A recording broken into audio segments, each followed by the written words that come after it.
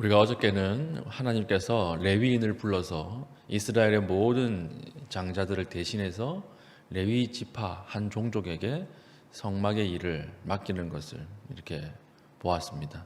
오늘 이제 그 설명입니다. 하나님께서 레위인을 부르셨고 정확하게 모세가 레위인을 계수해서 숫자를 세어서 이것을 성막의 일을 맡기는 이 일들이 오늘 본문에 나오고 있죠. 그래서 14절부터 20절까지는 레위 자손의 인구 조사에 대해서 나오고 있는 것입니다. 특징이 무엇입니까? 레위인들을 셀 때는 1개월 이상 남자의 수를 계수하는 거예요. 원래 다른 지파들은 20살 이상 전쟁을 할 수 있는 사람을 계수했죠. 근데 레위인은 아주 특별합니다. 레위인은 태어난 지 한 달 되고 나서부터는 이제 이 사람 레위인이라고 딱 찍는 것입니다. 그래서 성막에 봉사하는 이 모든 것들을 아주 어릴 때부터 이렇게 가르치도록 그렇게 계수를 한 것이죠. 그런데 이 레위 지파의 아들들의 이름은 무엇이었습니까? 17절 보니까 레위의 아들들의 이름은 이러하니 게르손과 고핫과 므라리 나옵니다. 그러니까 게르손 자손, 고핫 자손, 므라리 자손. 이 자손들이 성막의 모든 이 기구들이나 성막에서 사용하는 제사 기구들을 관리하는 그 일들을 맡게 되었다라고 하는 것입니다. 그리고 그 뒤에는 이제는 게르손, 고핫, 므라리 이 자손들이 어디에 위치하고 무슨 일을 할 것인가 그것을 쭉 기록하고 있는 것이죠. 21절부터 26절까지는 게르손 자손의 등록 인구, 22절에 계수된 자 곧 1개월 이상 된 남자의 수요 합계는 게르손 자손이 7,500명이었던 거예요. 7,500명들이 어디에 서느냐? 성막 뒤쪽 서쪽에 진을 치라 이렇게 이야기를 했습니다. 그러니까 성막이 동쪽으로 진행하고 있으니까 서쪽은 뒤편이죠. 그러니까 뒤편에 게르손 자손들이 진을 치고 이들이 맡은 일은 무엇입니까? 25절 맡은 일은 성막과 장막과 그 덮개와 회막 휘장 문과 뜰의 휘장과 및 성막과 제단 사방에 있는 뜰의 휘장 문과 그 모든 것에 쓰는 줄들이니라. 그러니까 모든 문들이랑 줄들을 이렇게 메고 설치하고 옮기는 일들을 이 이제 게르손 자손이 맡았다라고 하는 것입니다. 그리고 27절부터 32절까지는 이제 고핫 자손들의 등록 인구와 그들이 진을 어디에 쳐야 하는가 그리고 무슨 일을 할 것인가 그게 기록이 되어 있죠. 고핫 자손은 28절 보면 총 몇 명입니까? 8,600명이었고 성막 남쪽에 진을 치라 이렇게 되는 하나님이 말씀을 하신 것이죠. 맡은 일은 무엇입니까? 31절에 증거궤와 상과 등잔대와 제단들과 성소에서 봉사하는 데 쓰는 기구들과 휘장과 그것을 쓰는 모든 것이며 증거궤, 언약궤죠. 언약궤와 상과 등잔대 그러니까 제사를 드릴 때 하나님 앞에 이 기물들을 맡는 그런 임무를 맡았다라고 하는 것입니다. 그리고 세 번째는 므라리 자손. 이들은 몇 명이었습니까? 34절 보니까 모두 6,200명이며 6,200명이 므라리 자손들이었습니다. 이 자손들은 성막 북쪽에 진을 치라. 북쪽에 진을 치고 그리고 므라리 자손이 맡을 것은 36절 성막의 널판과 그 띠와 기둥과 그 받침과 그 모든 기구와 그것에 쓰는 모든 것이며 뜰 사방 기둥 그 받침 그리고 그 말뚝과 그 줄들이니라 이것들을 맡기게 되었다라고 하는 것입니다. 그럼 성막 제일 앞쪽 증거궤 앞쪽에는 누가 진행을 할까요? 서서 그때는 모세와 제사장들의 아들들이 앞에 서서 진행을 하는 것입니다. 그러니까 가장 가운데 뭐가 있습니까? 하나님의 임재를 상징하는 증거궤가 있고 그리고 그 앞에 누가 있는 거예요?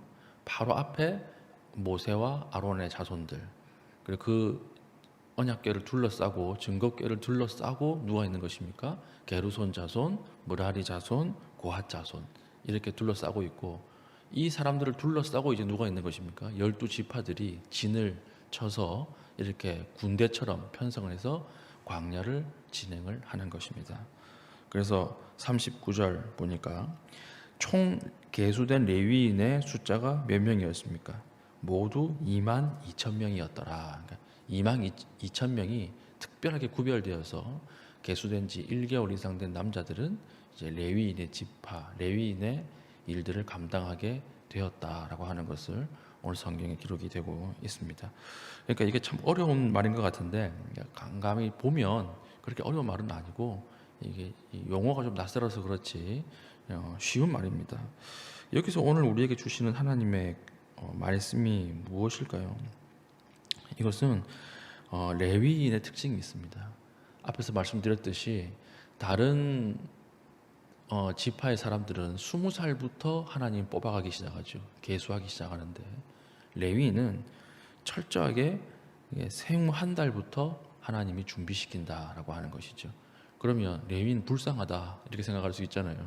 태어나자마자 자기의 의도와 상관없이 자기의 의지와 상관없이 끌려가가지고 레위인이 되어야 하니까 성막에 봉사해야 되니까 성막 봉사에 이 자기 적성이 안 맞는 사람도 있었을 거 아닙니까? 레위인은 참 불쌍하다 이렇게 생각을 할 수 있지만 그렇지 않습니다.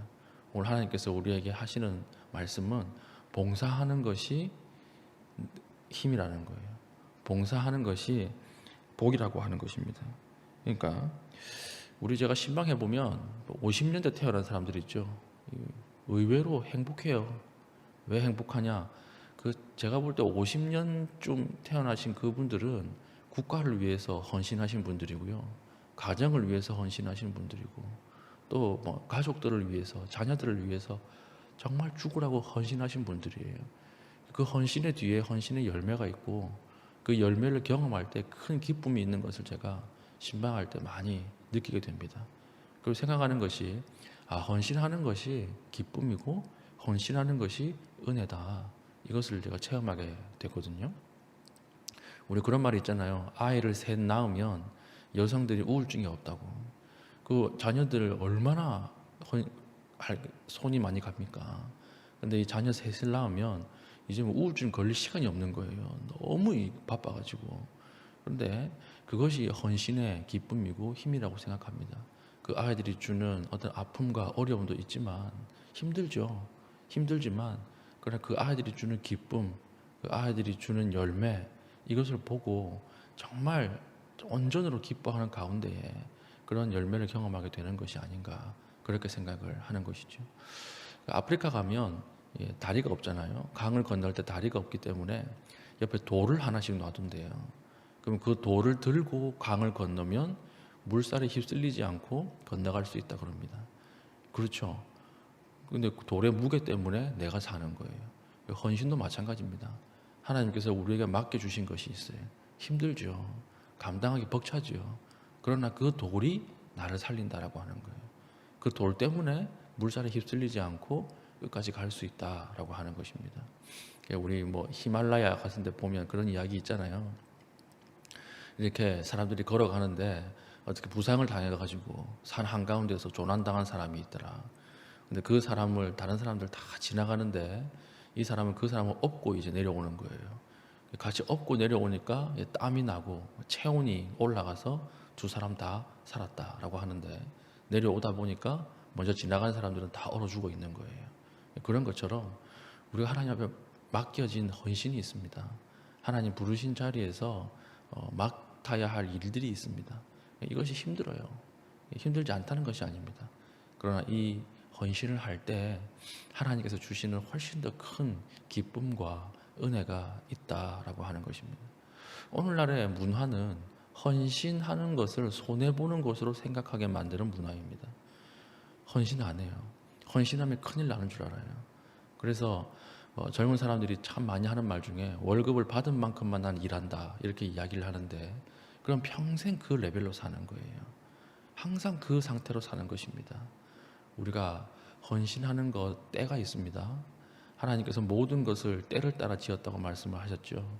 헌신할 때가 있고 남을 위해서 또 기도해야 될 때가 있고 또 우리가 하나님 앞에 정말 진중하게 예배드려야 될 때가 있습니다. 근데 이 때를 놓치면 그 다음번에는 하고 싶어도 못한다라고 하는 거예요. 아주 고령의 어르신들을 신방하면 참 후회하는 것이 내가 젊을 때 눈이 보일 때 성경을 조금 더 많이 외워둘 걸, 암송해 둘 걸. 그러니까 안 보이는 날이 올 줄 몰랐던 거예요. 눈이 안 보이는 날이 이렇게 빨리 올지 몰랐다, 이렇게 말씀을 하시거든요. 그러니까 때가 있어요. 성경을 읽고 보고 묵상하는 것도 때가 있습니다. 그리고 우리 교회 최고령이신 우리 어머니는 제 말도 안 들리는 거예요. 제가 쩌렁쩌렁하게 이야기하는 스타일이 아니잖아요. 그러니까 앉아서 귀도 안 들리니까 제 얼굴만 보시는 거예요. 그럴 때가 온다라고 하는 것입니다. 하나님 앞에 모든 것이 때를 따라서 하나님 허락해 주셨을 때 그때 헌신하고 그때 봉사하고 그때 뛸 수 있는 거, 그게 참 중요한 것이다 라고 오늘 본문이 이야기해 주는 것이죠. 그러므로 희생이 복이고 섬김이 복입니다. 특히 맡겨진 일에 하나님 앞에 최선을 다해서 헌신하십시오. 그것이 세상에서 나에게 맡겨진 일이든지 교회 안에서 맡겨진 일이든지 가정에서 맡겨진 일이든지 그 안에서 최선을 다할 때 하나님께서 기뻐하신다라고 하는 것입니다. 특별히 하나님께서 부르신 사람들은 1개월 이상 되는 아주 어릴 때부터 훈련을 시키라, 이렇게 말씀을 하셨죠. 그러니까 봉사하는 것이 기쁨이에요. 하나님 앞에 섬길 수 있다라고 하는 것이 하나님 앞에 큰 열매가 되는 것입니다. 오늘 우리에게 맡겨진 사명은 무엇입니까? 이 사명 앞에 오늘 어떤 마음을 가지고 하루를 시작하십니까? 오늘도 대충 어떻게 때우나, 오늘도 대충 어떻게 눈가림하고 윗사람에게 이렇게 안 들키고 지나갈까? 그렇다면 오늘 기도하는 가운데 다시 결단하시길 바랍니다. 오늘 하루 최선을 다하십시오.